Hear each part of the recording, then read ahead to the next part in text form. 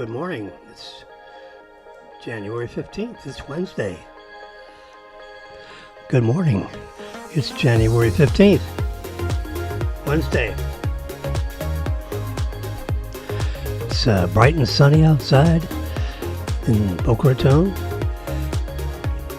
As a reminder, this is a simulcast of 3 large social networks: YouTube Live, Facebook Live, and Twitter Live, now known as X.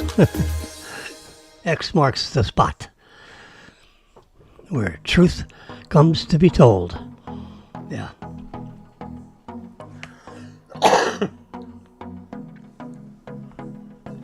Sitting here with my warm tea and my Halloween mug.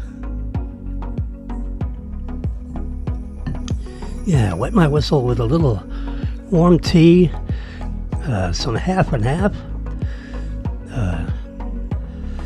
teaspoon of sugar, of course, which makes my medical team crazy. Just a touch. Yeah. Sweeten it up a little bit. I ate the last few crumbs of my oatmeal raisin cookies.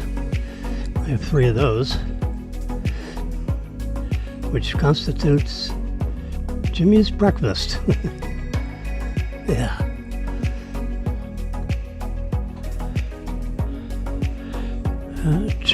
The news media still has even got to the point where they've dispensed news people to Nuuk, Iceland, as the Trump administration is embracing the opportunity. So Nuuk, N-U-U-K, Greenland.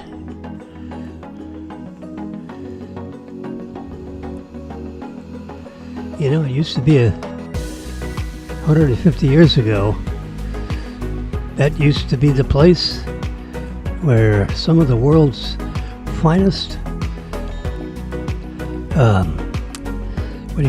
wines were produced. Vineyards in Nuuk,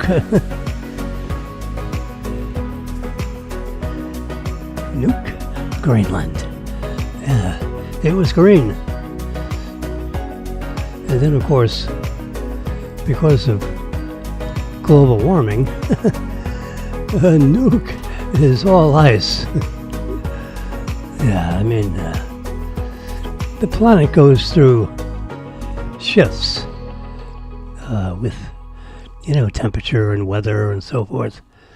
And, over a period of time, the North Pole accumulates more ice, and then that switches to where the ice melts a little bit in the North Pole, but ice thickens and grows in the South Pole.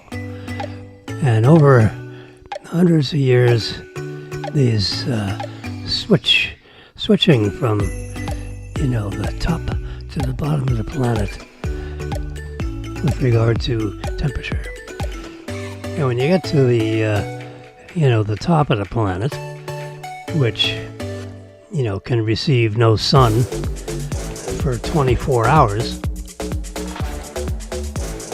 to the point where in the summer it receives sunlight 24 hours a day and no nighttime.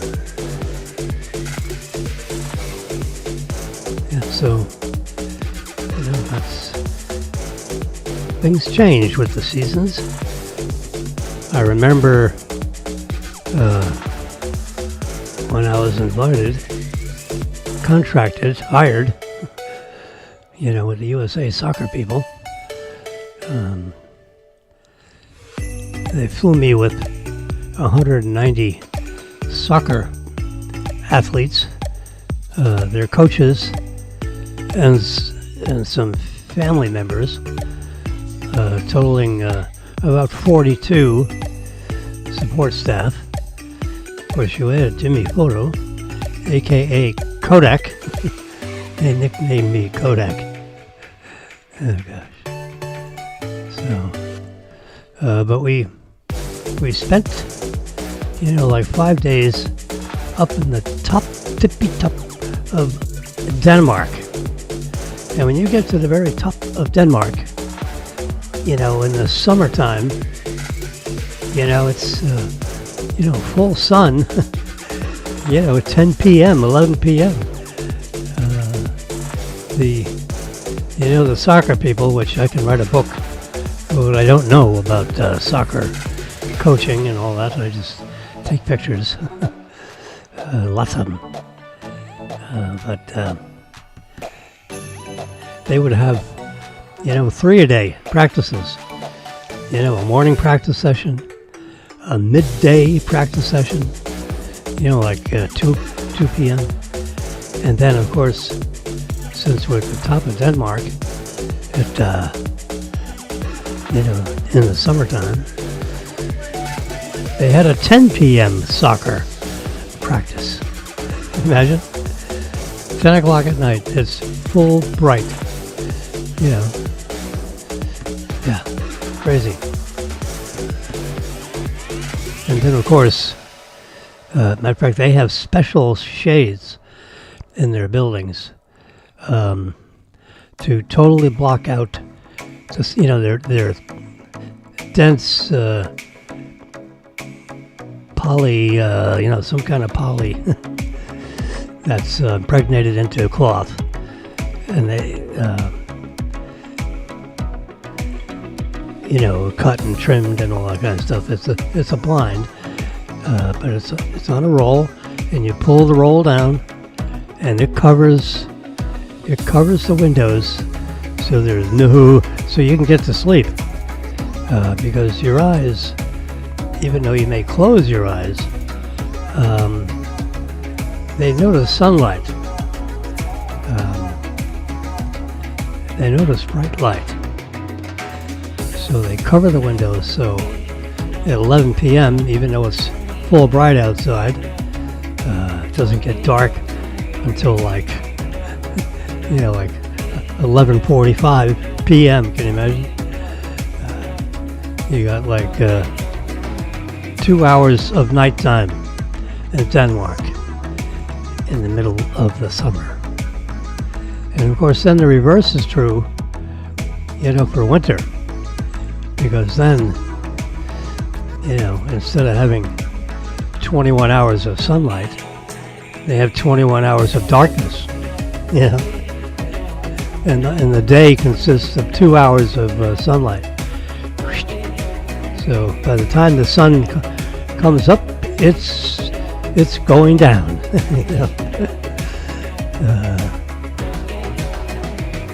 Crazy. When you get closer to the equator, let's just say that, then the number of hours of daylight compared to the number of hours of darkness is 50-50. It's 12 hours of sunlight and 12 hours of nighttime when you're at the equator. Summer, winter, you name it, it's 12 and 12. Yeah. And then as you head in the southern hemisphere, when you have 23 hours of light time on the top of the planet, and in Denmark, the opposite is true, for the South Pole, where it gets 21 hours of darkness instead of 21 hours of brightness. Anyway, so here we are, in South Florida, and we got a lot of sun. summertime or wintertime.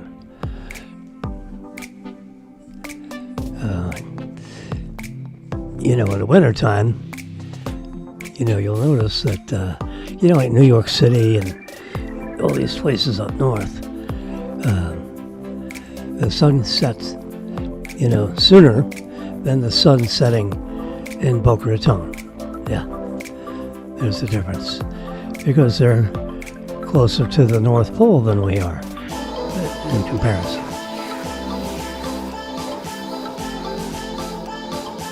We're probably equidistant to the equator as to the northern edge of Denmark. I just received notice that this should be Bill Morris's birthday. Good friend of mine. So happy birthday to Bill Morris.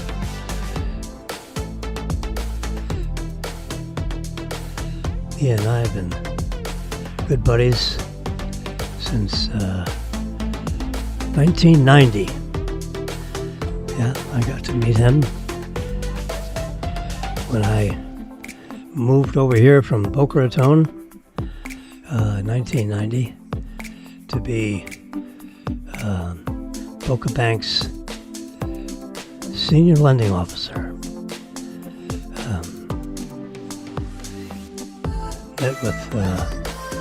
Met with Arthur Bellis with Boca Bank, in May. First couple of days in May, I believe, or the last couple of days in April, something like that. I had met him previously. Anyway, I was cleaning up my desk, like the surface area here, and I came across. I was picking up. I dropped a couple of business cards on the floor. I was working, so I reached down, picked up the card. I said, "I'll be darned, there's Arthur Bellis, chairman of Boca Bank. Let me give him a call and say hi, see what's going on over there in Boca Raton." So I called him, and we chit-chatted. I said hello, and he said hello back, and how's the family, and and I said, "So, have you guys concluded your merger?" They were thinking of merging with First Commercial Bank, Boca Raton. I think it was First Commercial Bank, yeah. I forget the chairman of that bank. But that merger didn't happen for some reason. They probably had a disagreement on how many board members each of the banks would have when they finally settled into the merged company. All these things pop up at the end, when you're getting ready to sign definitive agreements for merger or acquisition, which I'm familiar with. First Commercial people, they thought it was an acquisition by them. The Boca Bank people thought it was a merger. The difference is not just semantics. There is a difference in, who thought who was buying who. When it's a merger of talent and a merger of, ideas and merging of shareholders' interests, it's a complicated process of personalities. Who's going to be the CEO? Who's going to be the president? Who's going to be the vice chairman of the bank? Who's going to be the chairman of the bank? The merged bank, So then you start attaching names and faces to the organizational chart proposed, and things started to fall apart. Anyway, so the last time I spoke to Arthur Bellis. They were in the middle of this merger thing, and they didn't want to do any hiring or firing until that merger business ceased, one way or the other. Anyway, it fell apart. There we go. And I said, so, you want to reconnect and talk about my coming over to Boca Bank? Although I am situated in Tampa. He says, yeah, why don't you come on over here quickly? I said, all right. And I said, how about 70 miles an hour? I don't go faster than 70 miles an hour in my diesel Mercedes-Benz or whatever I was driving. I think I was driving a Lexus 450. A Lexus 450. 4-door sedan. Whatever the model number is for that, or used to be for that. And then I had a Lexus 450H I think RX 450H, a marvelous vehicle. Yeah. I'm looking at the delayed broadcast of on one of my iPads, and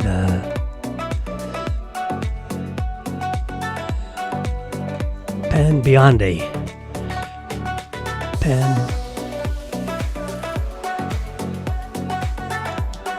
Bondi. It's in a confirmation hearing where she will be questioned by Senate committee.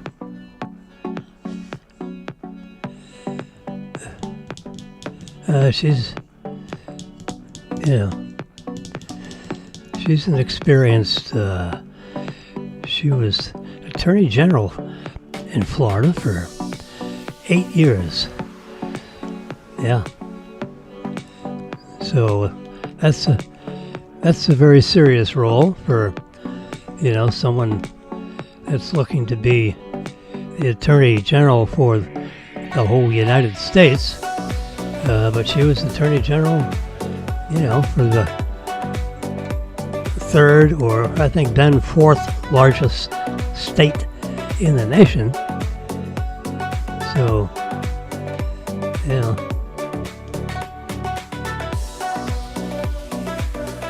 the press corps, everybody's all agitated with these hearings. The Pete Hegseth hearings were yesterday. Yeah, that was illuminating. There's old Pete Hegseth, just raised. He's a tough cookie. But apparently he was academically skilled.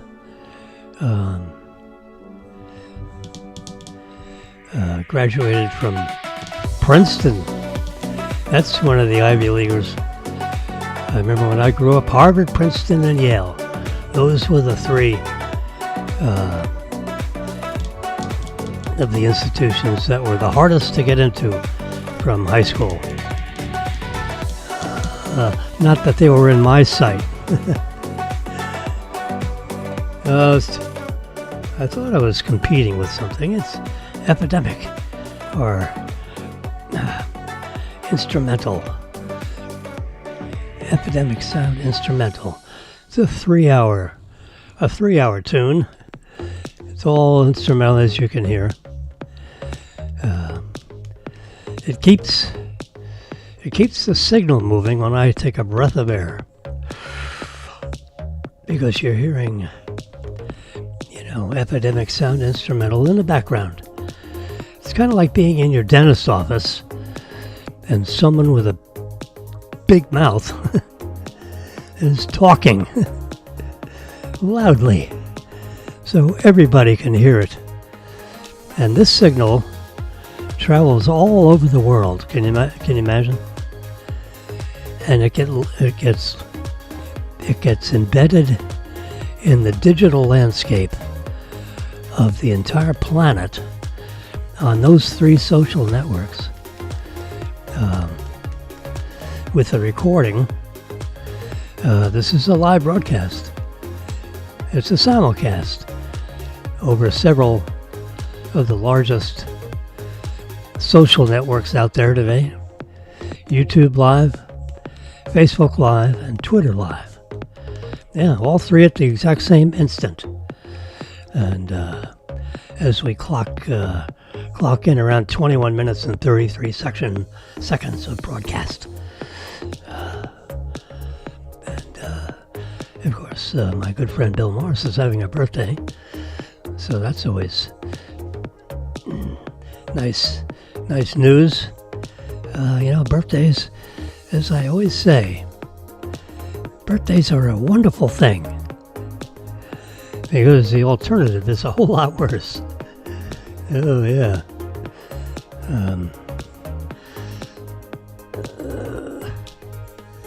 Where's my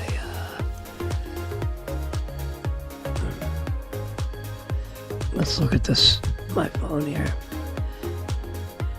and look at my calendar.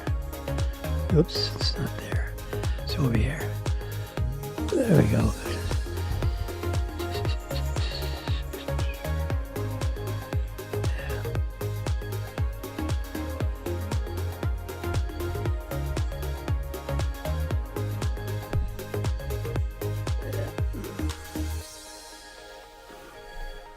Excuse me a minute while my phone went kafooey. It was acting very strange.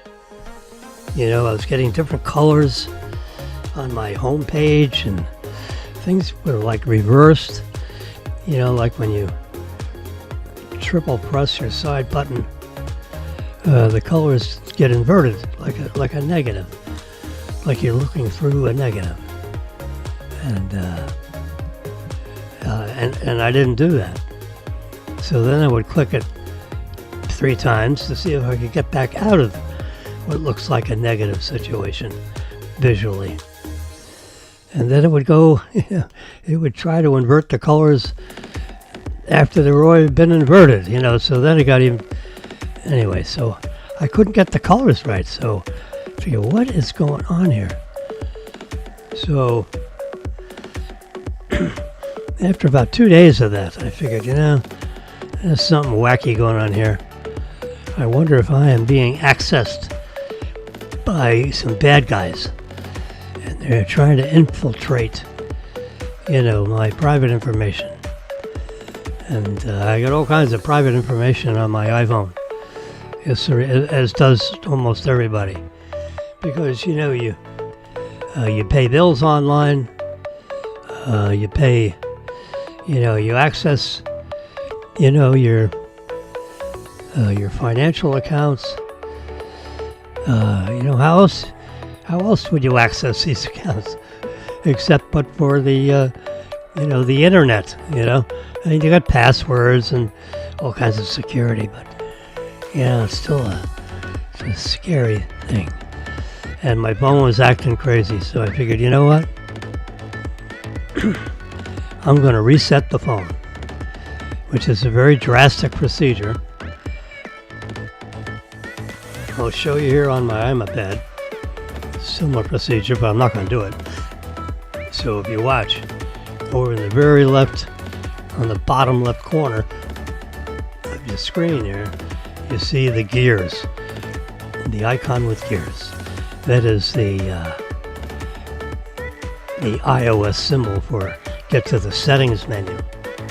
So now I'm in the settings. You see at the top left it says settings. Then you have all these things, general, about. Let's just press about for a second. So this is a synopsis. This is almost like a table of contents of this iPad. And see, AppleCare Plus renews on the 22nd next week.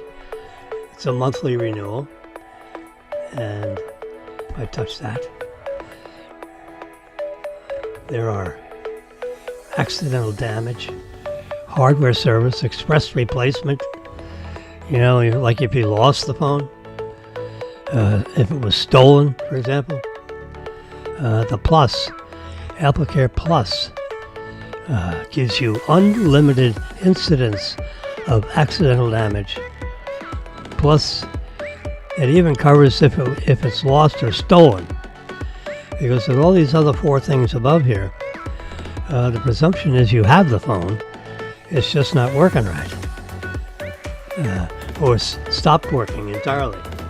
Anyway, so AppleCare Plus, I pay monthly, like $13 a month, up from like $10 a month, or $10.99 or whatever it is. So now it's like $13 something because it includes the accidental loss. I'm not actually afraid of losing it, but I'm afraid of it getting stolen. You have it on your tabletop when you're out having breakfast, and you look over here and you say, "Hey, how you doing? Happy birthday," whatever, and then someone whoosh, swipes your phone. They literally just walk by, your table, and they just swoop the phone right off your tabletop, and that's the end of it. It's gone. Then they presumably would immediately turn it off, so they couldn't find it with Find My Phone or Find My iPad, the Find My service. Anyway, so let's get back out of about. And so when you click the settings menu, you see the settings, about, software update.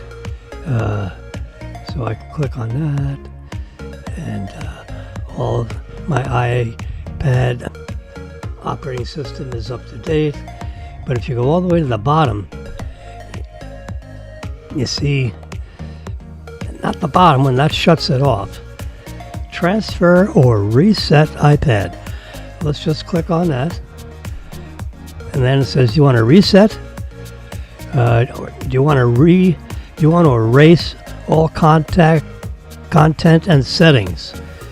Do you want to do that? And that's what I did. I want to erase that sucker like it's a brand new iPhone. And so I did that. And of course I checked up in the cloud to make sure I had a backup, so I could go get the backup, from my private account with Apple. And they have with your Apple account, which is my email address is the name of my account with Apple. And then, of course, you have your secret password. And it has to be at least 8 characters. And in some cases, my password is 11 characters. Characters, symbols, numbers, alphabet characters, capital alphabet characters, lowercase alphabet characters, the whole 9 yards. But if you go up to 11,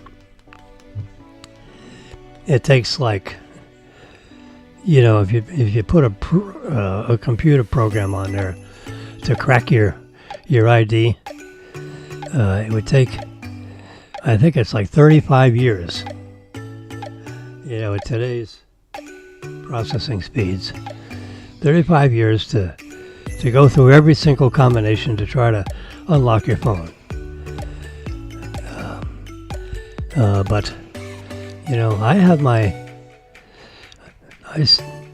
I select that choice in settings in the password area, and it said, how many attempts would you like your iPhone to have before it erases all contents because you didn't do your password right. So it allows you to mess up your password like 10 times. And on the 11th try, a warning message pops up and says, if you miss your password on this 11th and final attempt, your phone will be erased. And that means everything is gone. The phone book is gone. The history of who you've called, the history of who called you, all those phone numbers, and your entire address book is gone. So I did that. Not that I missed my password 11 times in a row, but I checked that portion of the setup screen so that if someone ran off with my phone, stole it, picked it up off the dirt, whatever, because I dropped it, lost it, otherwise misplaced it. And so now a bad guy's got my phone. So instead of it returning it to the hotel, lost found, they put it in their pocket, and now they're trying to use it. And of course they have to unlock the phone first.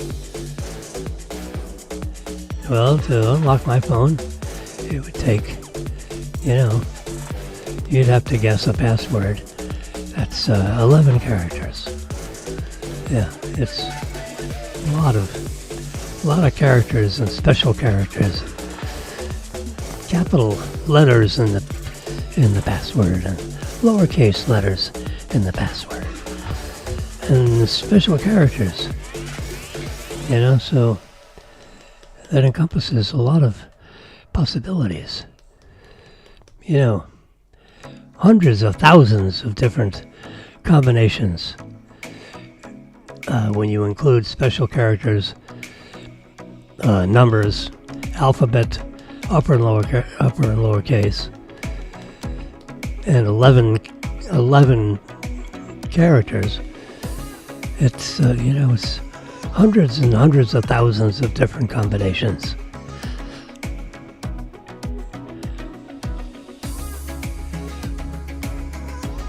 Anyway, I had a bad feeling that someone, got into my iPhone and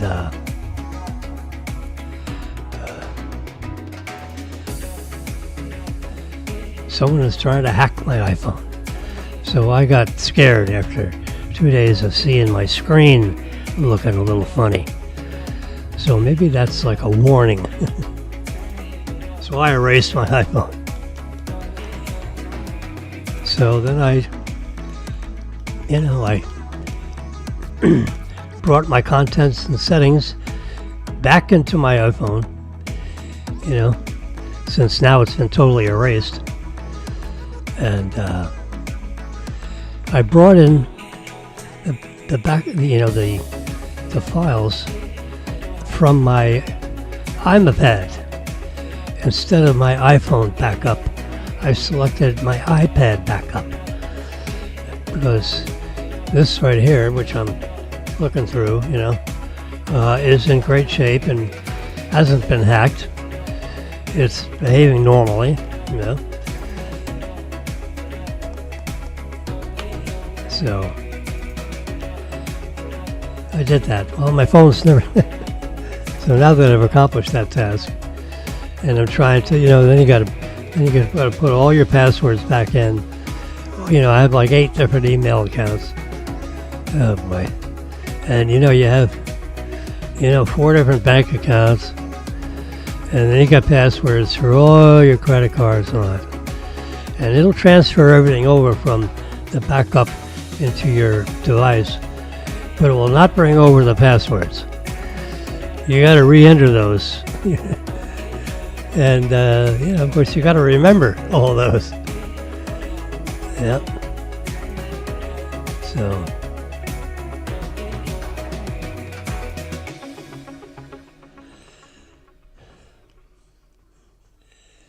So Pan Biondi is in the hot seat, and Mr. Durbin, Senator Durbin, the ranking minority member, thank God, of the Senate, is reading Pan Biondi a lesson.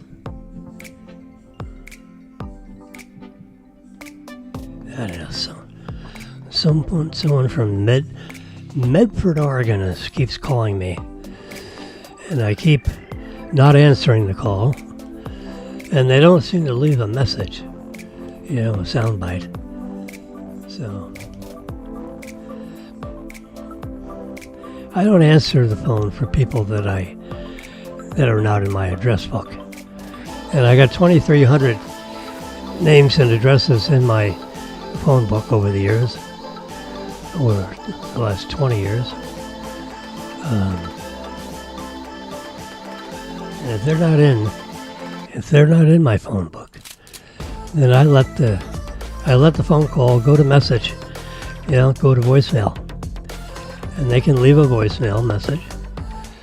And of course, my AT&T account will transcribe the audio that's left. I can actually read, the voicemail, so I don't have to play it back. Like if I'm in a conference or something, just going through my messages silently by reading the transcribed version of the voicemail, which is an AT&T service, for those that have, the gold account or the platinum account or whatever account is, provides that kind of a service. I don't think they charge for it, but it's very handy. So my calendar is all screwed up, long story short. So, all the birthday reminders and all that kind of stuff, they're all gone. Yeah. So Marilyn called me this morning and said, "Oh, by the way, just as a reminder, it's Bill Morris's birthday." So we wish him a happy birthday. Because when you get to our age, every birthday is really important.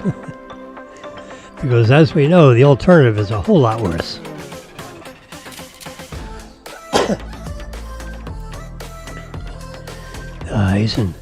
He's in pretty good shape. He said the best medical care that money can buy. As have I and Marilyn and his lovely wife. So we'll see how that birthday message flies.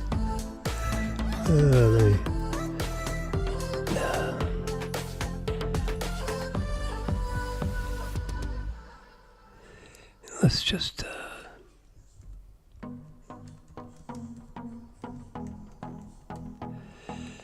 you go, William Morris.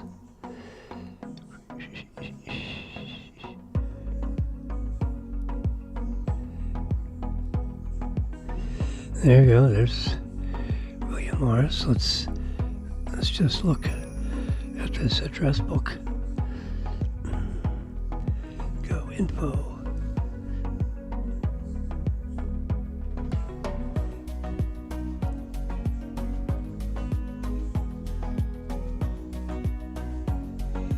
Yeah, that doesn't have it either. Anyway. So Pan Bionde, Dick Durbin is reading her the Riot Act. This is the Judiciary Committee, and he's the minority ranking member. So, if you had the recent Congress, along with Trump being elected president, he's president-elect,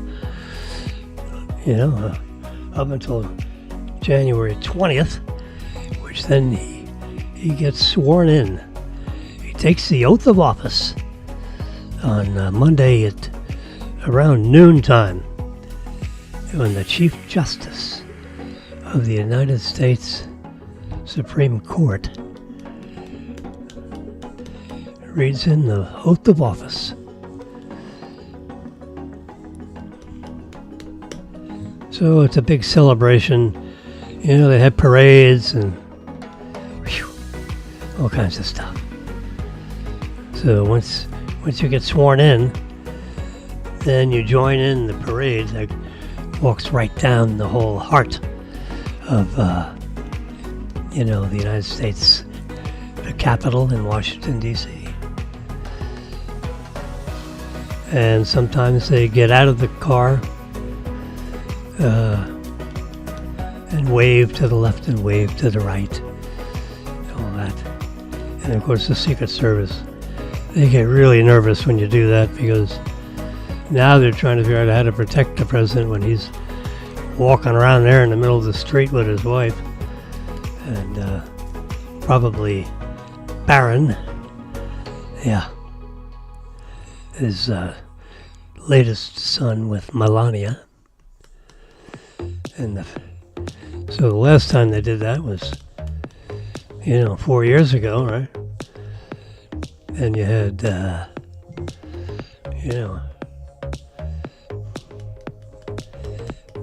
Barron Trump was like, say 13 years old or something like that. And now, of course, he's 19 years old. So maybe he's a little older. Maybe he was 14 or 15.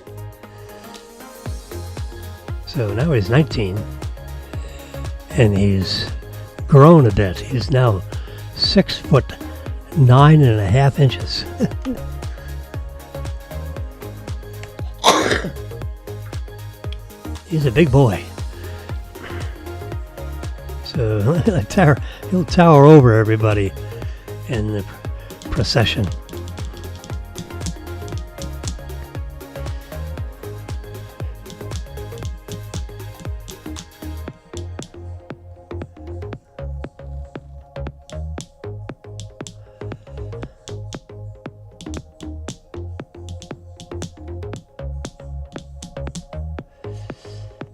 So you got Rick Scott right now, this Florida senator, is opining to ban Bondi's capabilities. He was probably governor of Florida when she was the Attorney General for Florida. So during her 8-year term as Attorney General, 4 years of it must have been with Rick Scott. And the other 4 years of it is with our current governor of the state of Florida,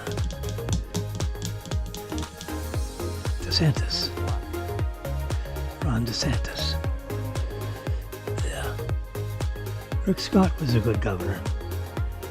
Yeah.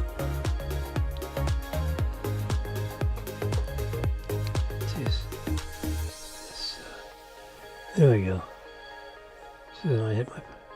Anyway, so there's Pete Hegseth as he is leaving the chamber, the chamber of the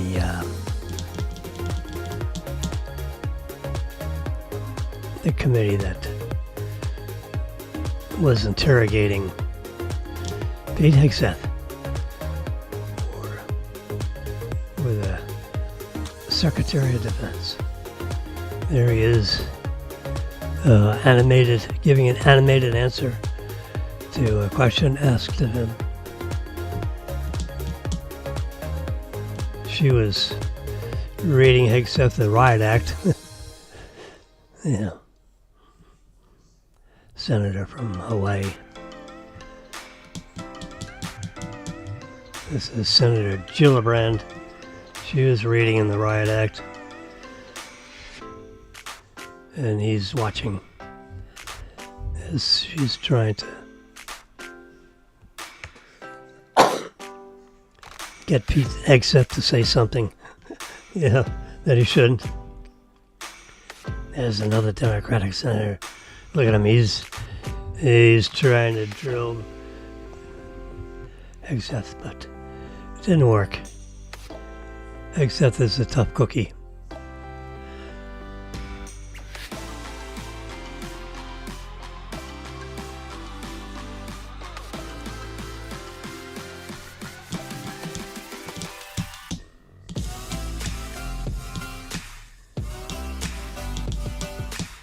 Yeah, this is all big business. Yeah, this is the chairman of the committee.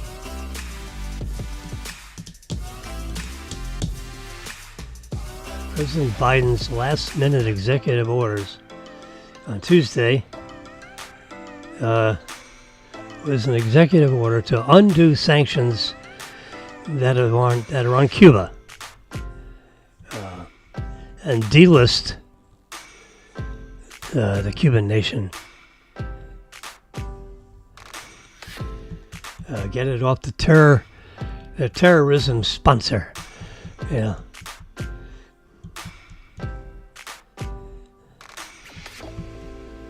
Which is outraging, as you can see on the written passage here.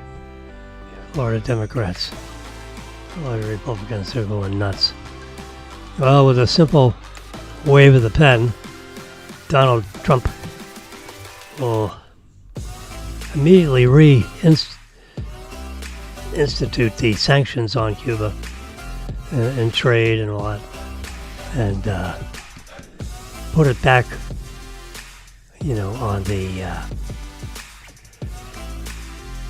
the terrorist list.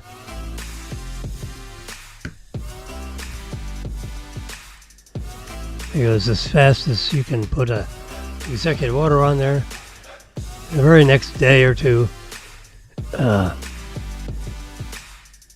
lawyers can write another executive order which will undo what Biden did. So, why are you trying to aggravate the 20% of the Florida population, which happens to be Hispanic, in the state of Florida? And the Cuba Socialistic Society with the dictators that continue, to hold Cuba, Venezuela, Nicaragua, and Colombia under, socialism rule, which basically ruins those societies because they can't grow and prosper in a socialistic society. Because, people aren't allowed to own things. Everyone is kind of like treated the same. Everybody has the same amount of money, or everyone has a lack of a certain amount of money. So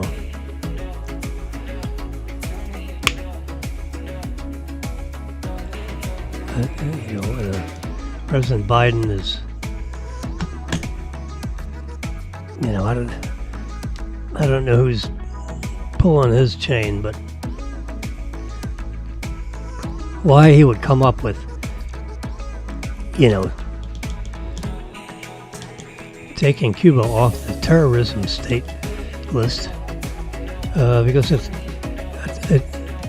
it limits the amount of trade, that the country can do with nations that are not,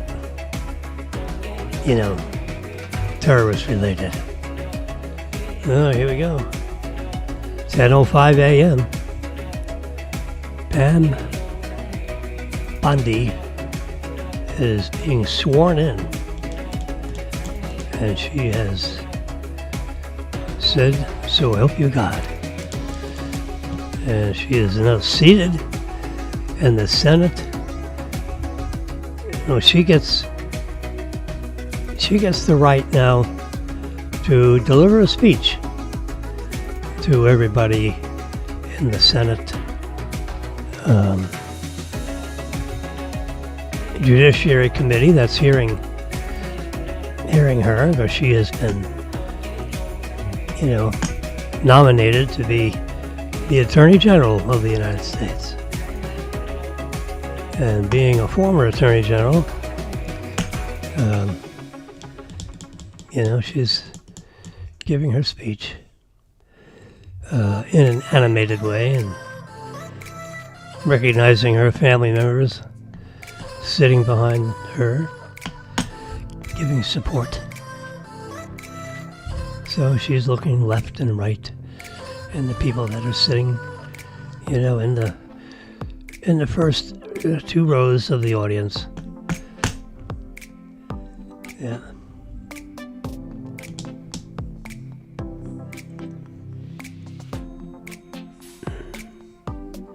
So as you can see on this graphic, you can see that's pretty cool. See the 1s and 0s on that blockchain. So you got the blockchain business meets artificial intelligence. The next frontier of cryptocurrency is evolving far beyond digital money. While Bitcoin's surging value continues to capture the headlines. Yeah.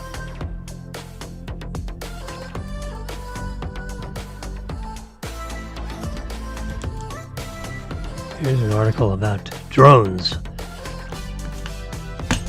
So for whatever reason, the Department of Justice has ceased the restrictions in the United States.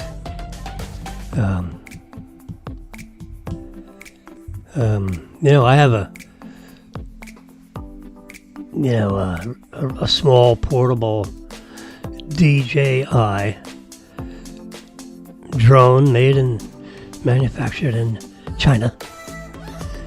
It's probably $1,000 item, with the extra batteries and all the stuff that's in the little kit that I created. And I can fly the drone right off my table on my balcony. And it can fly a mile over to the beach.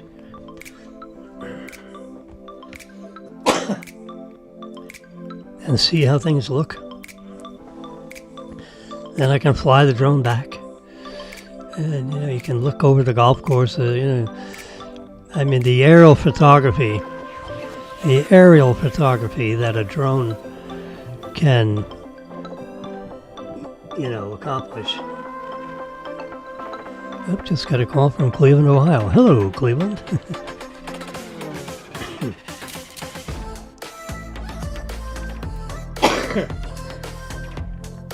So for some reason or other, Department of Justice has just lifted the restrictions.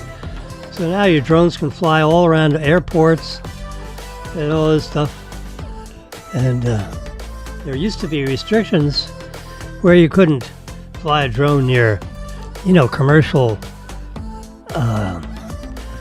runways for airplanes, in commercial airports, where you got millions of passengers taking off and landing in these big airplanes.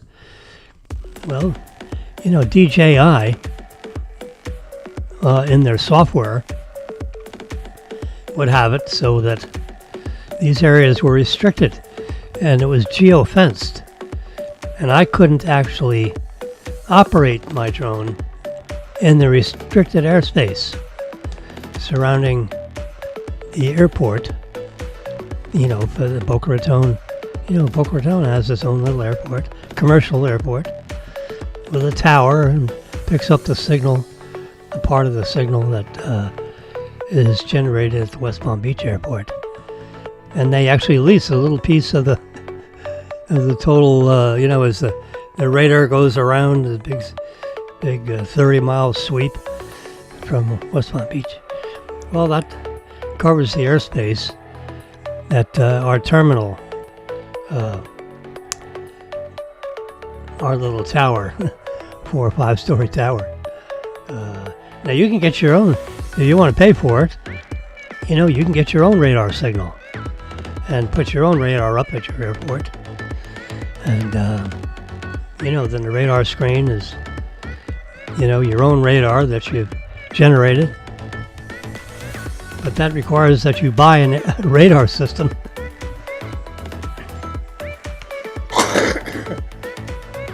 To create that signal. The alternative is to be FAA, compliant. You have to have a radar signal, so you can see, what air traffic is in around your airport as a jet or any kind of commercial traffic wants to land at your airport. You don't want 2 planes trying to land at the same time on the same runway. That usually creates, a crash scenario. So, planes take turns with the runway, and then they get off the runway and get out of the way.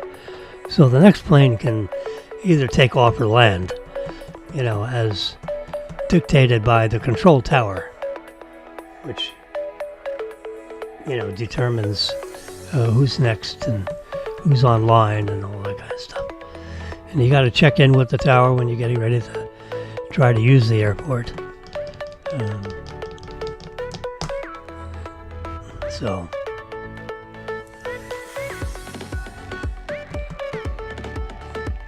But for some reason or other, the Department of Justice has lifted all those flying restrictions on all the runways, all the power plants,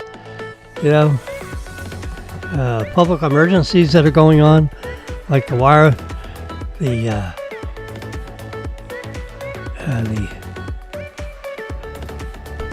fires and going on in Southern California and Los Angeles. Whenever there's an emergency like that,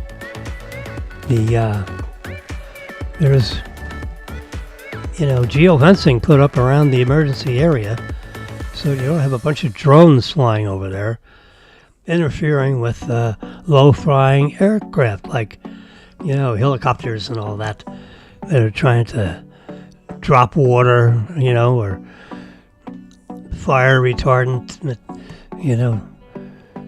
dust.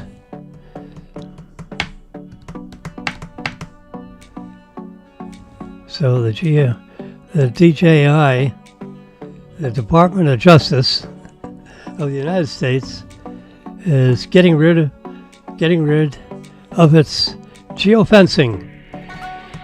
So the the Department of Justice will no longer enforce no-fly zones. Instead of only offering a dismissible warning, meaning common sense and empathy.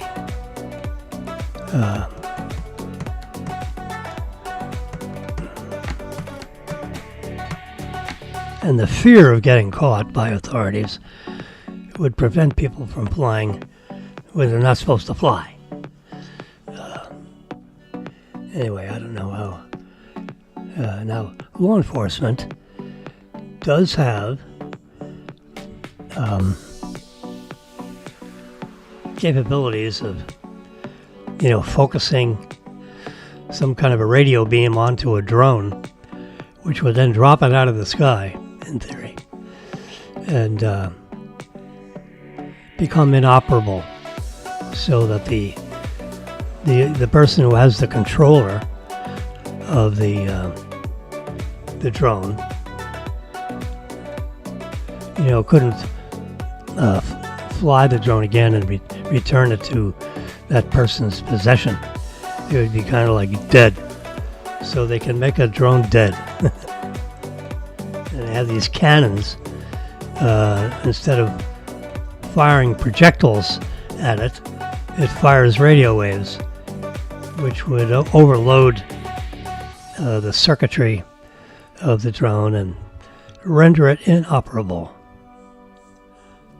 Anyway, so that's why the picture of the drones are there.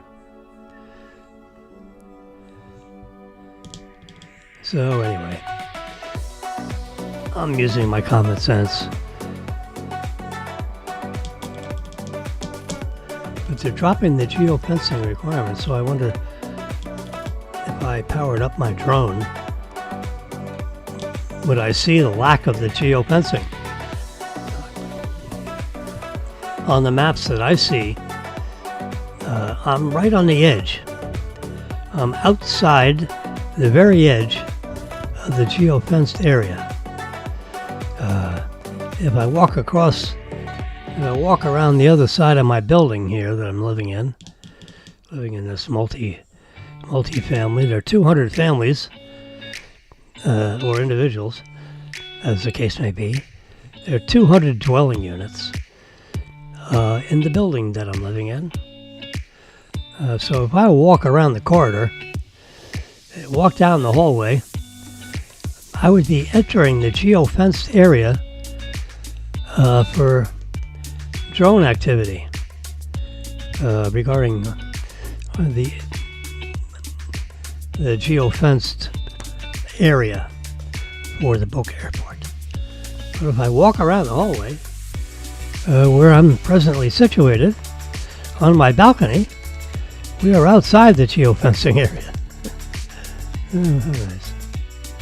So I can legally operate my drone, and since it's less than 250 grams in weight, I mean, it's really small and light, and with the electronics these days, they can be really capable, although light.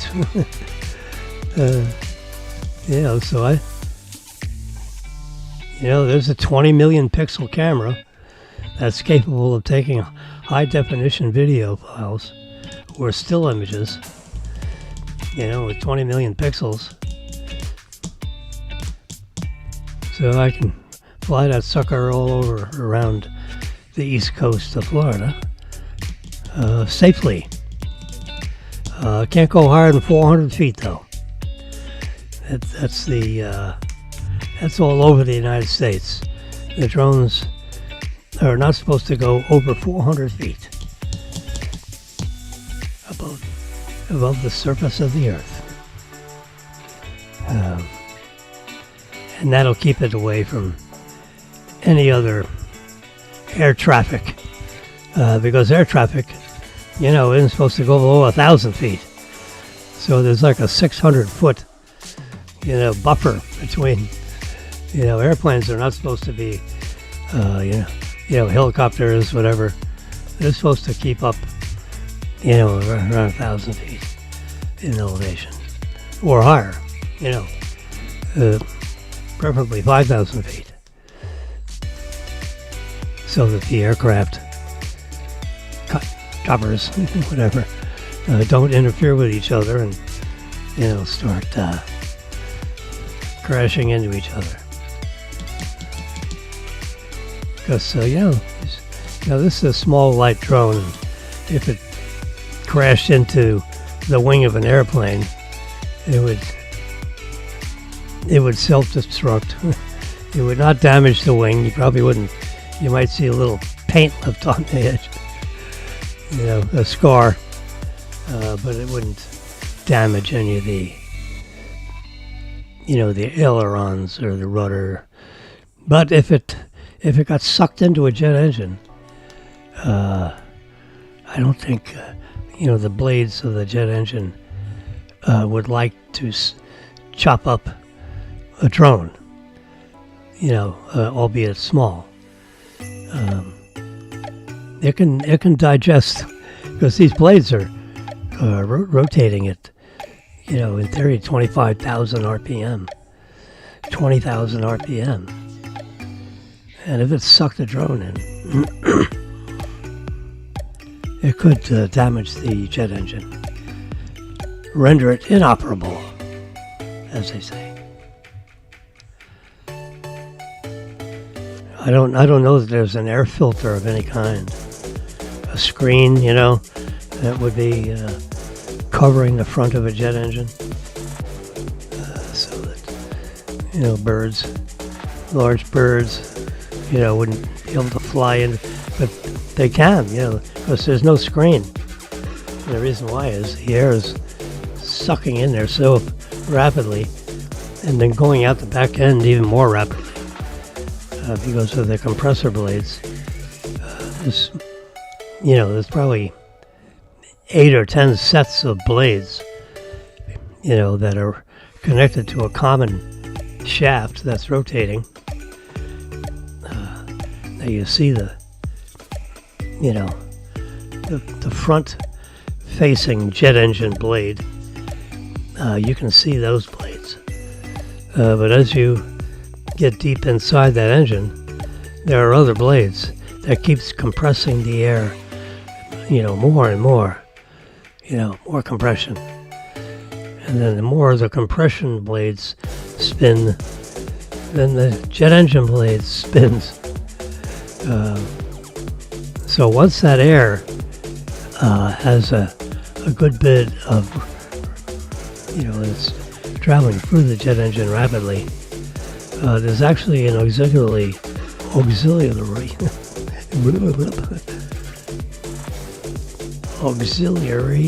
power unit, an APU, and the auxiliary power unit supplies electricity to the plane when it's on the ground. Once the jet engines are fully functional, the plane has enough power coming from the two main engines.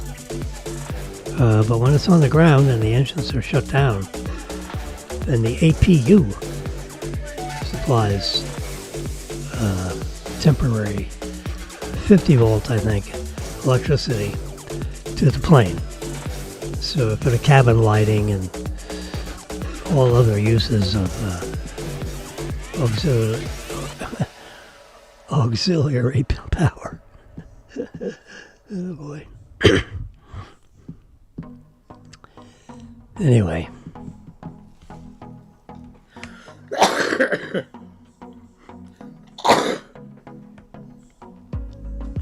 Yeah. It's time for me to take another Sudafed. Once a morning. They last 24 hours. And 11 o'clock, 11:30 is the end of that 24-hour period. And, then I start wheezing and coughing again as this winter virus is going through my system. There's no drugs you can take to knock out a virus. The drugs that you take, if you have a really, really bad virus, cold, like, remember COVID-19? That was a virus that seemed to affect, older people and affect their lungs and render them almost inoperable. So, people in nursing homes and so forth, if they would catch this virus, 50% of the time, those infected don't survive the virus. So the patient dies. Well, I have a different version of the virus, of a virus, the regular common cold virus. There are thousands of those viruses, varieties floating around that affect American or global citizens. In the United States, around 30,000 citizens die from the common virus. And some viruses affect younger people, some affect older people, some affect really old people, and some affect really young people. But apparently the COVID-19 had very little effect on the young people, meaning there was no need to shut down schools.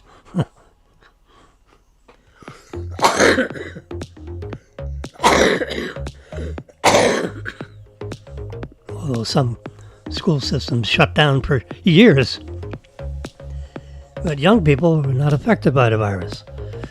But people in nursing homes were very susceptible to, a fatal outcome. Anyway, so I'm getting over this common cold. Or not so common cold. We have COVID-19 test kits in my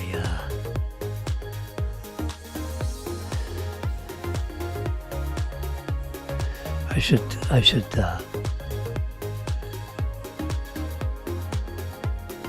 do the COVID-19 business and see if I have a COVID-19.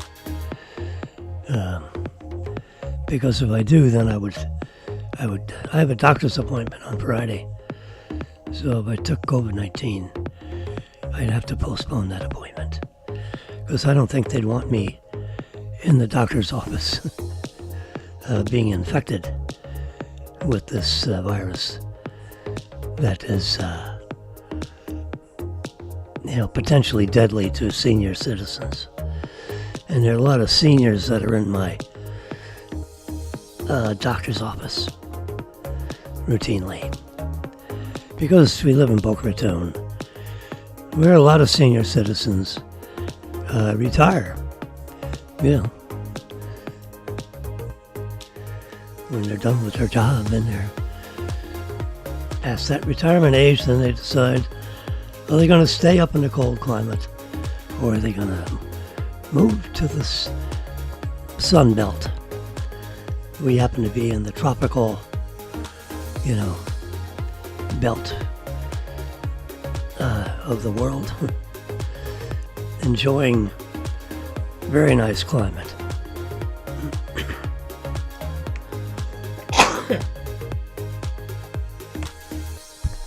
Yes, sir, Bob. The fires continue to rage. This is a property owner who is armed, and he's defying the rules of the LA burn zones, but he's on his site where his house was. It's been all burnt out, in Altadena, and the only thing left is smoldering embers, where fires destroyed more than 2,700 homes and commercial buildings. About 80 people have defied the orders to evacuate, but this guy, he's armed and dangerous. So he's watching over his smoldering embers, from looters. What the hell? What would the... what are the looters gonna steal a burnt piece of wood? But see, some of these properties might have had wall safes, which is a big block of steel with a combination lock on the front, built into a closet or something or other, or built in behind a picture frame. Yeah, that's on hinges. So, when the walls cease to exist, the wall safe presumably would fall to the earth in the smothering embers. And,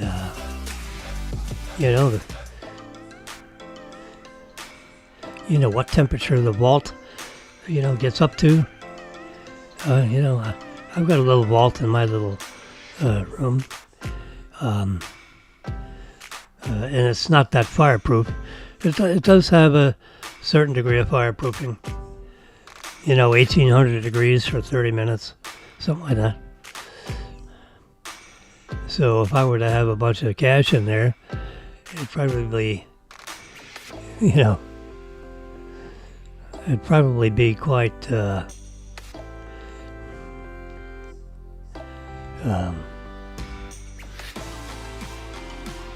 this is a big building, so if this sucker burnt down on the 8th story of this building, my little wall safe would tumble down and all the burnt contents of this building. I don't think it'd be very easy to find it. But I don't know. There's some jewelry items, but most of the jewelry stuff is in Maryland's vicinity.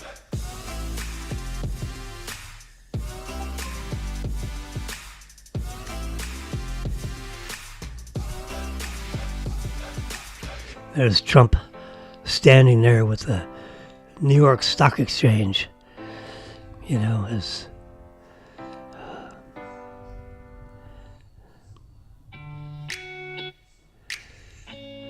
January 20th is a stock market holiday, meaning the markets are closed. I don't think because of the inauguration. I think it's because it happens to coincide with Martin Luther King Day.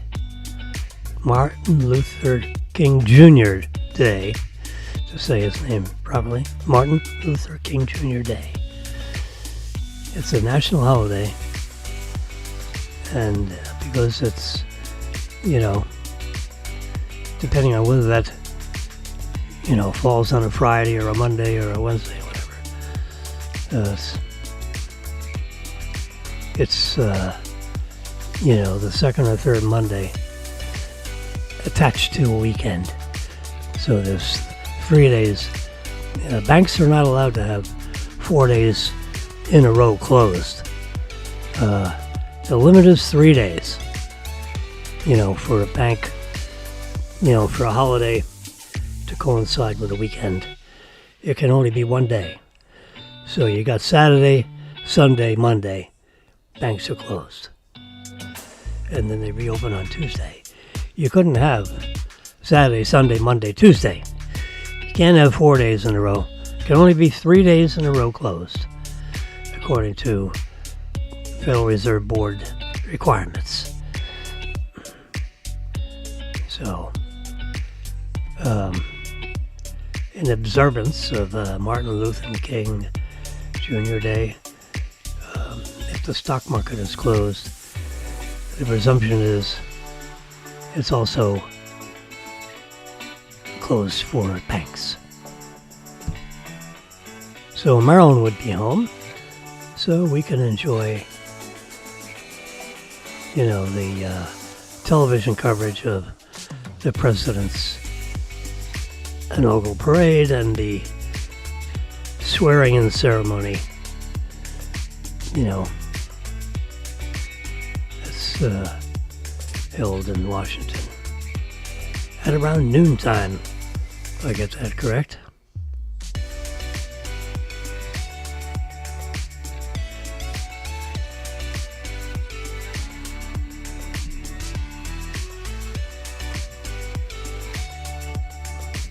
how much range is lost with electric cars with their batteries. Because gasoline is not affected much by cold weather. It doesn't freeze, liquid gasoline.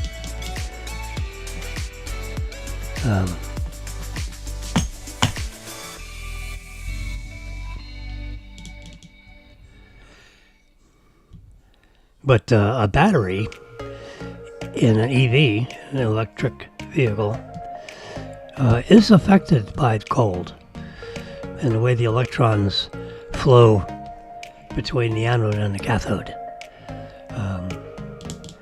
And the average is it loses about 25%. So, if you have an electric car battery, you better fill it up all the way to the top, because you're going to lose about 25% of its range just because of the cold weather. Like if it gets down to 10 degrees or something like that, you're going to lose some power in that battery. Not all the power. About 25% of the power. Now, in the Tesla car,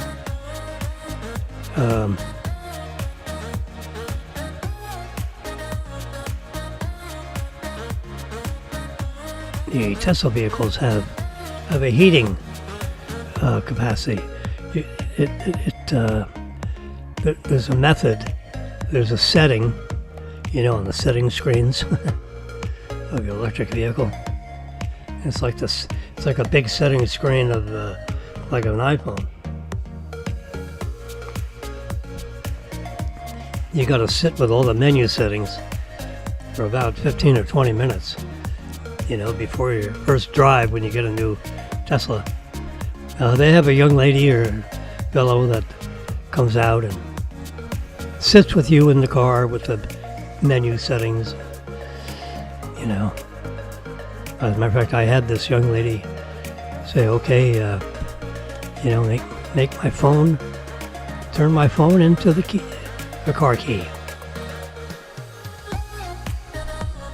So I had her do that with my phone and Marilyn's phone. So, the cards, they give you key cards. So that gets placed deep in your wallet as a backup. So you have backup Tesla key cards. It's not actually a physical key with a battery in it and so forth. These cards are, an electrical signal of some sort is transmitted around the car. And if you place the card near the column that separates the front window from the back window in a car, there's a column. And in that column you can see a camera. Well, if you tap your card right above the camera, so that your card is close to the sensing device that's inside that column, that unlocks the car or locks the car, depending on whether you're coming or going. Now you can set up your phone so that it becomes a key. Your phone is your key, as they say in the recorded messages when you watch the videotapes regarding the proper operation of your new Tesla. But there is a heating element, a heating capacity of the electric battery. And with that heating system, that'll keep the battery, from getting to real low temperatures. You lose only around 16% of your battery's power. But still, for every 100 miles, you're losing 16 miles. So instead of 100-mile range, you get 80-mile range, round numbers.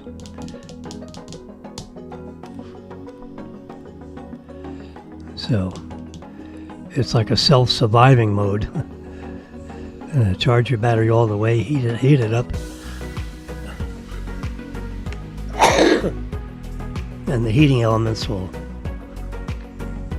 it's a system of fluid that circulates, in an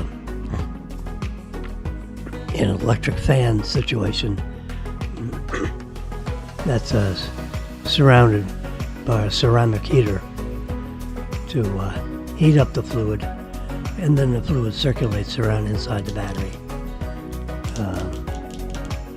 spreading that heat throughout the battery.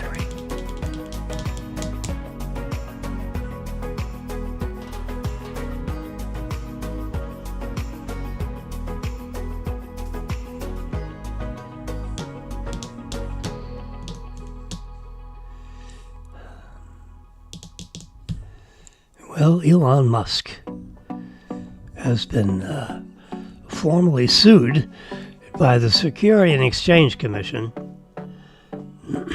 in federal court. Yesterday, can you imagine? Only 3 or 4 days left of the, or 2 days left, of the Department of Justice.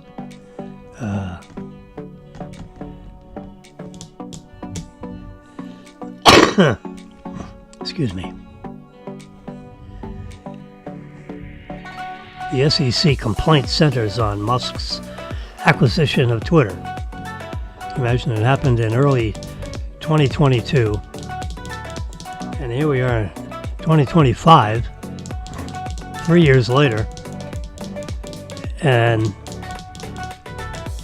the SEC files a suit against Elon Musk because they didn't like the way Twitter dealt with the acquisition of Twitter. And Musk failed to notify the agency that he had acquired more than 5% of the common shares of the company. And you're supposed to make that notification within 10 calendar days thereof.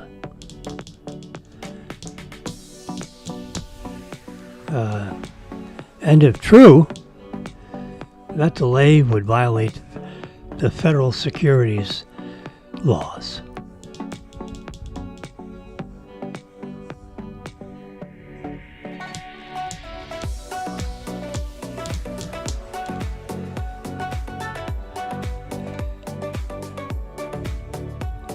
And he continued to buy shares until it, he owned controlling interest in the company. And the SEC has asked for a jury trial.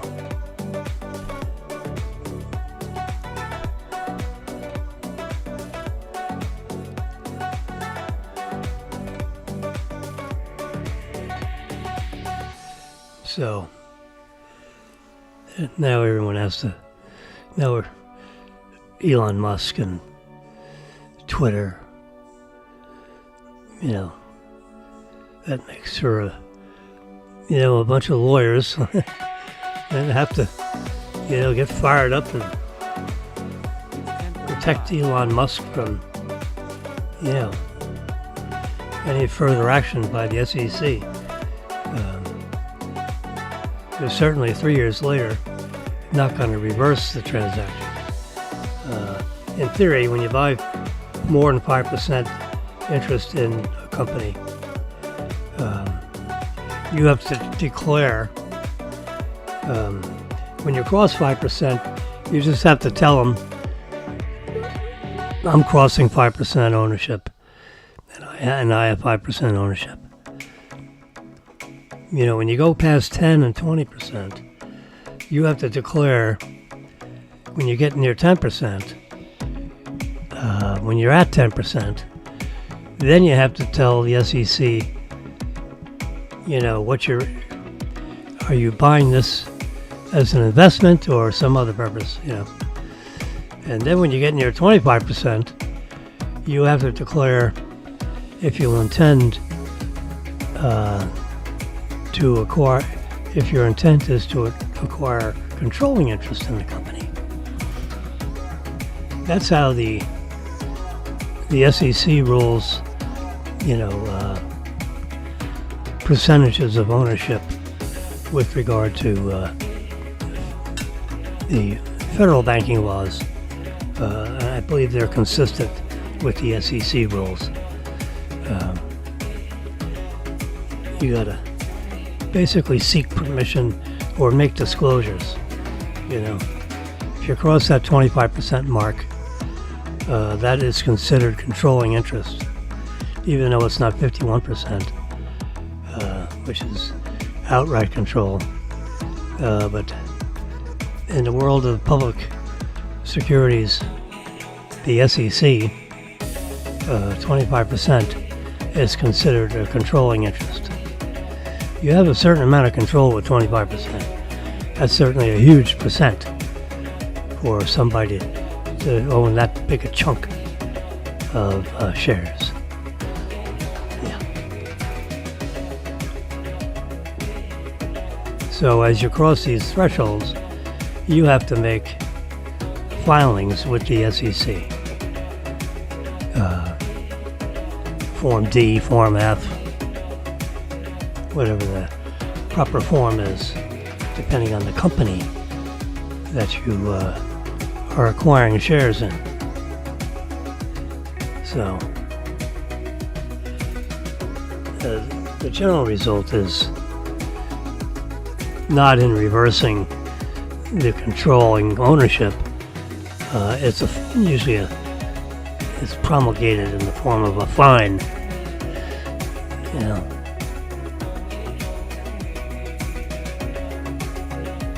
So he could suffer, a sizable fine. They could fine him, 10 or 15 million bucks for violating the SEC rules. Now, maybe he did make filings and these guys just can't find the records.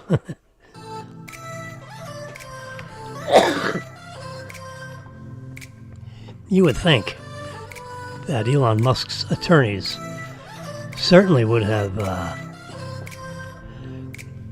knows that when you're taking control of a public company, there are filing requirements with the SEC. How could they not file? I mean, that's pretty common corporate governance, is to realize that you've got to tell the SEC. Part of it is disclosure, just that you own it so much. That's like 5%. As soon as you cross 5%, like 5.0001%, then you must file that you have this much stock. So if you buy 6% of a publicly filing company, you got to make notice with the SEC that you have these many shares, and it's 6% or 5%, 5.00001%. Just a smidgen, but one share over 5%, you got to make a filing. When you get near 10%, there's another filing. And when you get near 25%, then there's a third filing. And you have to not only disclose it, in some cases, you have to seek permission.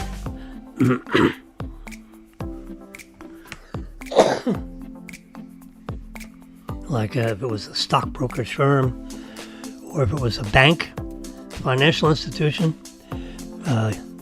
you can't acquire that much interest without getting approval from the Federal Reserve. Yeah, that's in addition to what the SEC requires. The Federal Reserve has some more things you got to do.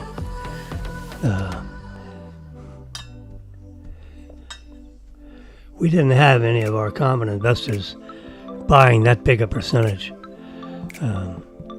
They own bigger percentages but we didn't own a bank yet. So the filing requirements were slightly different. As soon as we acquired the bank, then you have all these change of control disclosures. And when you get past 25%, you got to get permission. Phil and I each owned about 15% of a bank. So we never got to 25%. But we were over 10, but less than 25. So, yeah, it's like a Form D, you know. And if you dispose of shares, you know, sell shares, or give shares to your relatives or something or other, you know, wife, children,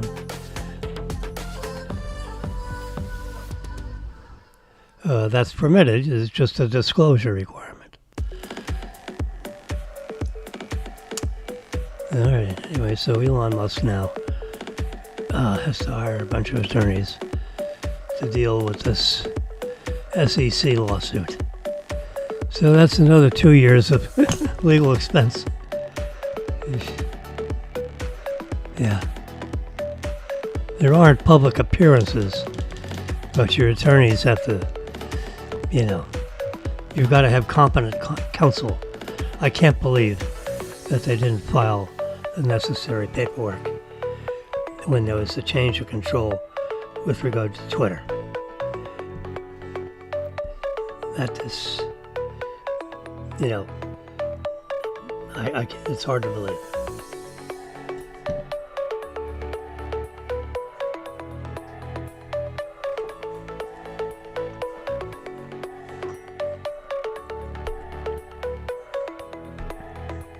Maybe he didn't file the one where it crossed over 5%. But they certainly filed the ones when he crossed 10% and 25%. Because that's such common knowledge in the corporate world. You know, as bankers, you know, we not only know about our own bank, but we finance companies. You know, banks finance, you know, the business world. And when, you know, these businesses, you know, buy companies, you know, there are disclosure requirements. It's as simple as that. You know, if you're buying a publicly filing company. It's that first threshold of crossing the 5% mark. You may not even have SEC lawyers when you first, you know, put your toe in the water. You know, when you own 1, 2, 3% of a publicly filing company. And if they bought back shares, for example, you know, the company bought shares back. Well, they didn't buy your shares. They bought other shares. And then your percentage crossed 5% just because they shrunk the amount of shares outstanding. That you became a 5% shareholder by the action of the company itself.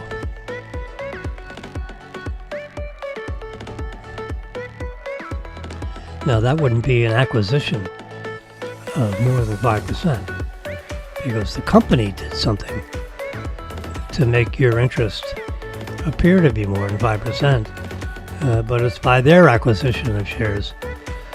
When they buy back shares, you know, a lot of companies, Apple and others, have bought back their own shares because their share prices, you know, were so low that it was to their advantage to buy back their shares so that the amount of shares they already owned become more valuable because the amount of shares outstanding shrinks when you buy back your own shares.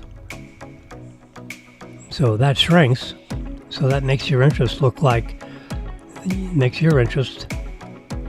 you know, divide out to be a bigger number.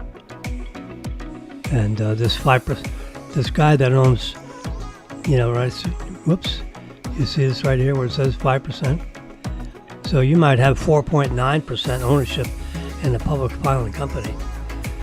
And because the company bought back its own shares, a certain number of them, and you slid over the 5% mark, do you have to file?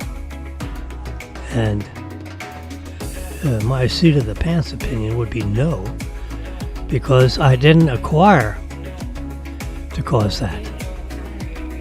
It just happened because the company bought back their own shares. Now, if you do anything with those shares, then you have filing requirements because you are an over 5% shareholder.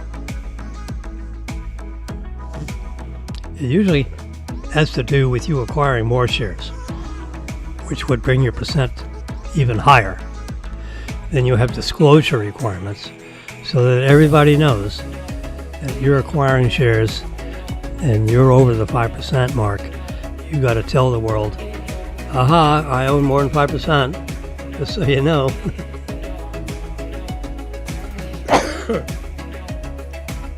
Yeah. So I'll bet you that's what it is. When he first started acquiring shares, he didn't notify the SEC when he crossed the 5% mark. Because until you cross the 5% mark, you don't really have all these SEC lawyers floating around your corporate conference tables. But when you get over 5%, then you start hiring in all these lawyers that have to do with buying controlling interest in a company. So it's all just, the law is, among other reasons, it's a matter of telling the world your level of ownership.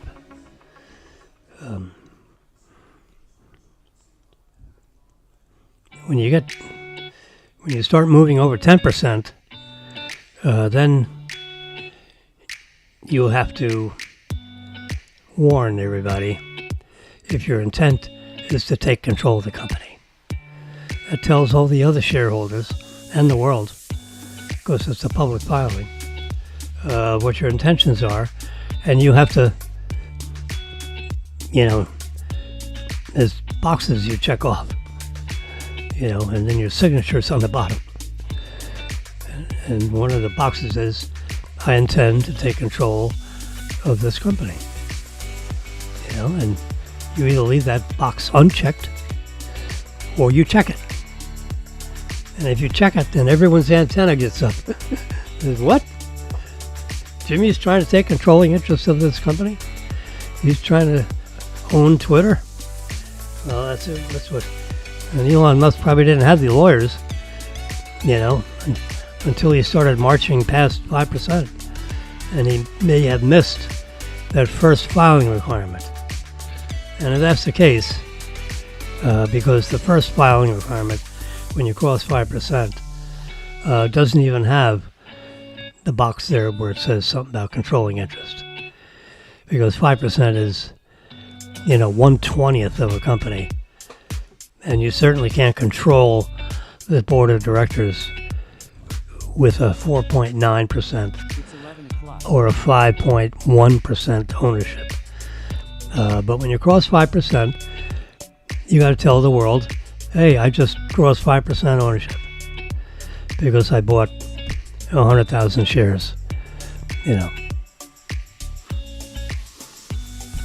And you show your interest before, and you show your interest after the acquisition, and yada, yada, yada. So it's just a disclosure. That's it. It has nothing to do with your intentions. Because when you're crossing 5%, you don't have to tell the world what your intentions are. You may not even know what your intentions are other than just making an investment. But when you get over 10, Then there's a box. I intend to take control. And I'm at 10 now, and I'm going to go to 90. You don't have to say that last part. You just say, I'm going to take control. Because in the world of the SEC, that's 25%. They consider 25% ownership a controlling interest, even though it's not 51. 51% is absolute control.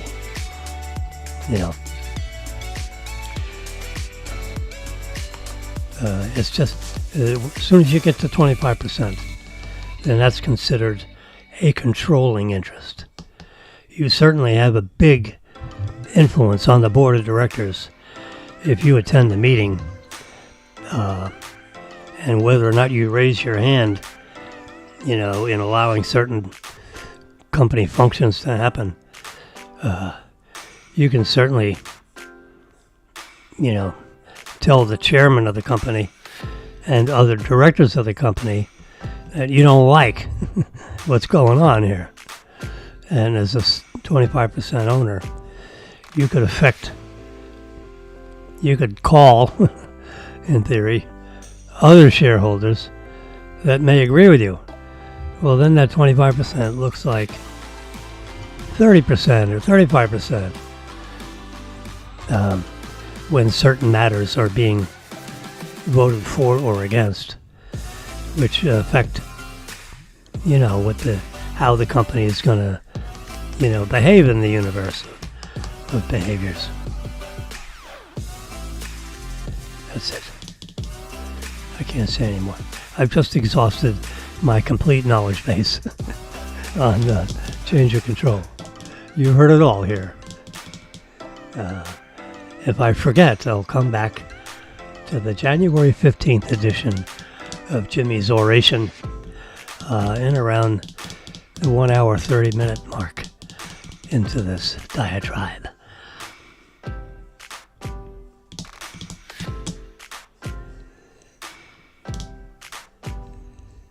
So there's Mr. Trump, the deal maker, and when he looks at you with that tone of voice,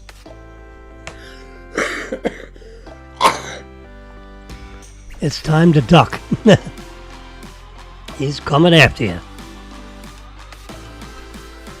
If you're an officer of his company, you better start counting your pencils, because you're either getting a promotion because he loves what you're doing. Hey, Jimmy, you're really doing a great job. Thank you for your contributions in the world of finance. Or you're fired. That could be another. Yeah. So when he shows up, in Europe to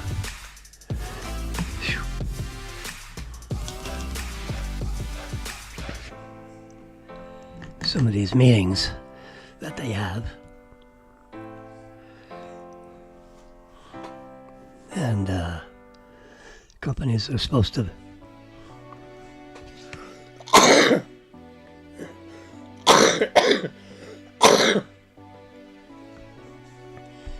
pay up to 2% of their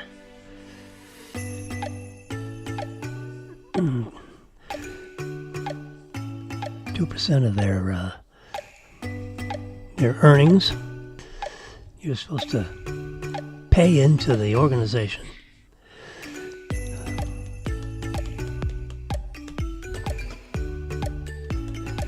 For the common defense. And if you don't pay up, one of the members said, well, if I don't pay up, are you going to defend us? Because the United States is providing a huge amount of support, And he said, no, you don't pay in, we're not going to protect you. You're on your own. And all the money started flowing in. Yeah, into NATO, the North American Treaty Organization. Yeah. NATO. You know, Germany and these countries. I don't think Hungary's in it yet. Afghanistan, what do you call it? Ukraine is not in NATO yet, but they want to be a NATO member. But the other members have to permit them to be part of NATO.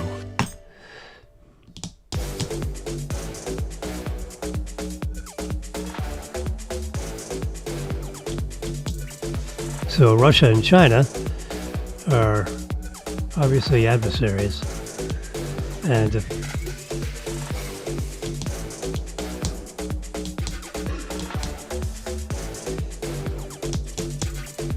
NATO in theory would defend, Italy, if for some reason or other Russia, China, or any other adversary started to attack Italy, NATO would come in and help protect them. You have NATO forces, literally soldiers, weapons,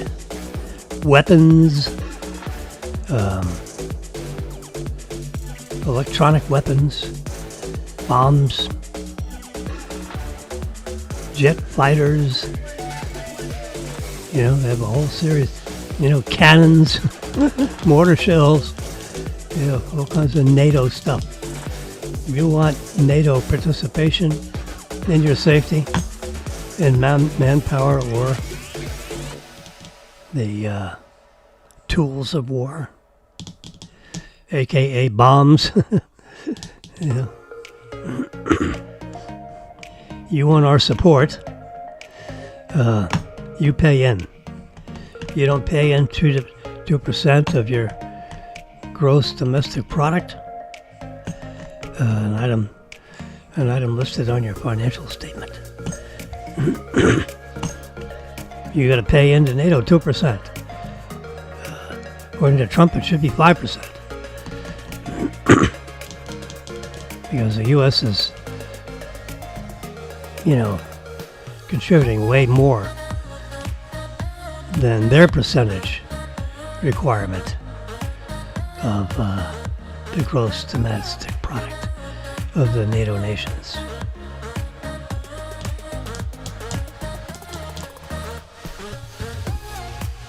Anyway, there you go. In that particular pose, Trump is focused like a laser beam. He is looking right at you. Ooh. That guy probably fell to the ground, and the camera's looking straight at Trump. Because when you look at his eyes, he's looking right at you. Yes, Siri Bob. He is focused right on you. Whoops, I have activated.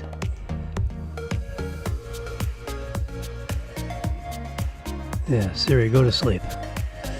Yeah, there's that little bubble that came up on the screen. Hey, Siri. Look at all my devices are lighting up. Go to sleep. Yeah.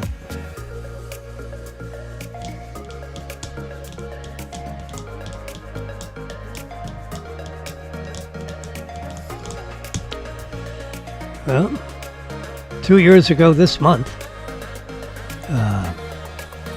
the Amazon Prime delivery vans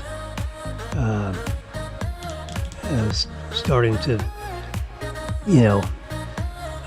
be released out into the public.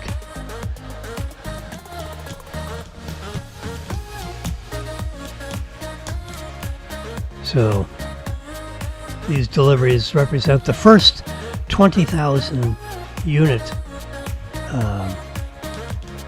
installation of electric vehicles with Amazon delivery vans. And Rivian is the company that's manufacturing these vans with with electric power systems instead of, gasoline engines. They're powered by electric motors, and their energy source is the batteries that they have. And they charge up every night or every morning, unless it's Amazon evening delivery vans. Anyway, Amazon is an industry leader in the conversion to electric delivery vans. The USPS, United States Postal Service, is also converting to electric delivery vehicles. Yeah, that's a good thing. Why have, it's a source of pollution. And certain companies are, volunteering to convert to electric. It is better, it is safer. It eliminates smog and CO2 and CO, carbon monoxide, carbon dioxide, and other poisons that are released into the atmosphere when you burn gasoline or diesel. And you've seen that. Just look at the smokestack, the exhaust pipe of a diesel or a gasoline, truck that's hauling, 80,000 pounds of product out of a factory.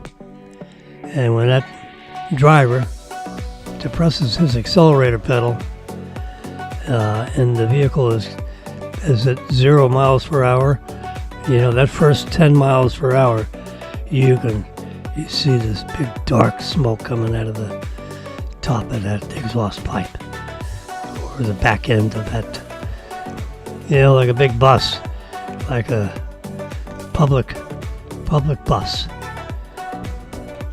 with this exhaust pipe that's up top of the vehicle instead of in the bottom of the vehicle, in the rear of the vehicle. And you see, this soot, this unburnt hydrocarbons that flow out of the exhaust pipe, along with CO2 and CO. CO is carbon monoxide. Carbon monoxide. Single atom of oxygen attached to an atom of carbon. CO. CO2, meaning there's 2 oxygen atoms associated with 1 atom of carbon. Carbon dioxide, although it's poisonous to the human being, it's absorbed by plants. Plants like carbon dioxide and humans like oxygen. O2. Plants like CO2, on Earth. Our planetary, over millions of years, all kinds of gases floating around and a big molten planet, that starting to cool down, and it creates algae, and algae, created frogs, whatever. How far you go down the chain of, the life cycle of living things on Earth. There are other planetary systems where, maybe the creatures that walk around or wiggle around on their planet, maybe they breathe carbon dioxide as their source of energy rather than O2. They like CO2. They're opposites to us, in a sense. On this Earth, at this time, the life cycle of the planet, millions of years, earthling creatures, whether they're alligators or human beings, or even the big dinosaurs of 100,000 years ago. They breathe oxygen and breathe out CO2 and other impurities, nitrogen. We breathe in oxygen and nitrogen. Our body absorbs oxygen into the bloodstream. It does not absorb nitrogen, but it takes in oxygen. And then with the human beings' metabolism, it expels through your lungs and I think through your skin also. You breathe in oxygen and you expel CO2. And that exchange of chemistry occurs in your lungs.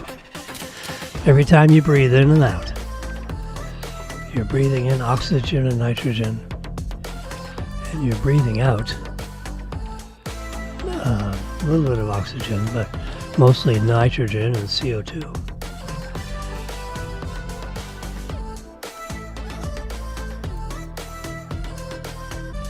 Okay, it's 11:17.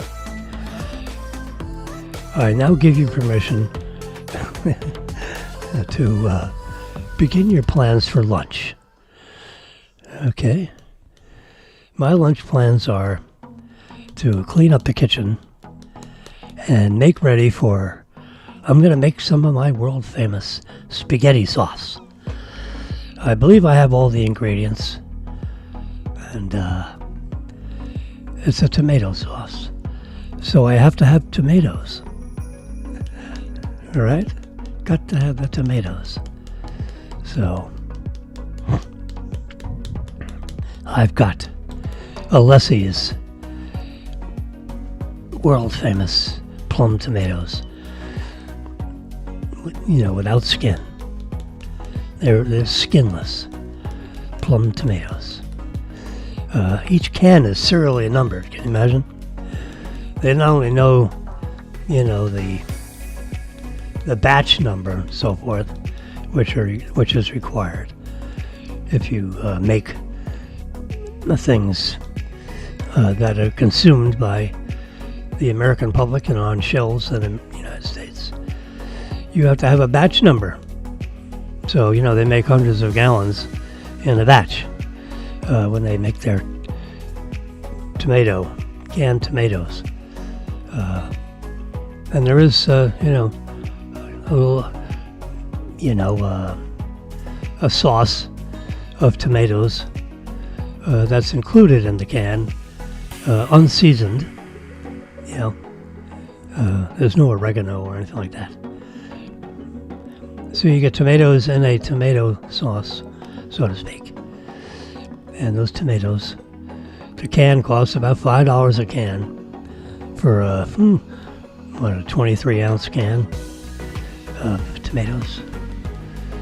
Whole peeled Italian plum tomatoes. Each and every can has a serial number on it. So you can take it right down to the can number. If you've got a spoiled can of tomato, you could return it to the Alessi organization, and they, in theory, would replace the can with a quality can of tomatoes instead of a defective can. There was some contaminant in the can, or the can wasn't properly sealed or whatever. Anyway, I'm making my tomato sauce today. So tonight we'll have a glorious serving of I've already got the pasta made up. Yeah. It's parboiled. Takes about 12 full minutes to cook the spaghetti to the proper tenderness If you want it al dente, then it's like 11 minutes or even 10 minutes. So I boil the spaghetti, parboil it to about 9 minutes, so that it's almost completely cooked. And then when you add your tomato sauce, that sauce, it gets embedded in the pasta as it finishes the last minute or two of the cooking process, and still being al dente. So they call that parboiled. So that way the pasta only needs, 90 seconds more of temperatures over 140. And that last minute and a half is warming up the pasta to edible temperature. Yeah. Okay, folks. I've been yakking here for a couple hours. It's 9:21 a.m. As you can see by... well, you can't see. Whoop. There's the clock. Yeah. It looks like a light blue color right there, 9:22. Yeah. And you can see I've been on the air for 2 hours and 7 minutes. Yep. There you go. Now it's easier to see. Right below the sign that says on air. 11:22 a.m. Wednesday morning, January 15th. And I've been broadcasting for 2 hours and 7 minutes and 45 seconds. And with that, I say, have a great day. And I'll speak to you tomorrow morning. About the same time. Between 9 and 9:15. Somewhere in that cycle. The reason why there's a little, at the time is because I can't necessarily get a clear channel for this Simulcast. So you got to get the right internet access speed with the access. It's not only access to the internet, I have to have at least 10 megabits per second upload speed. And if I don't have that, it won't broadcast. Or some of these channels will drop off. Alrighty. Have a great day.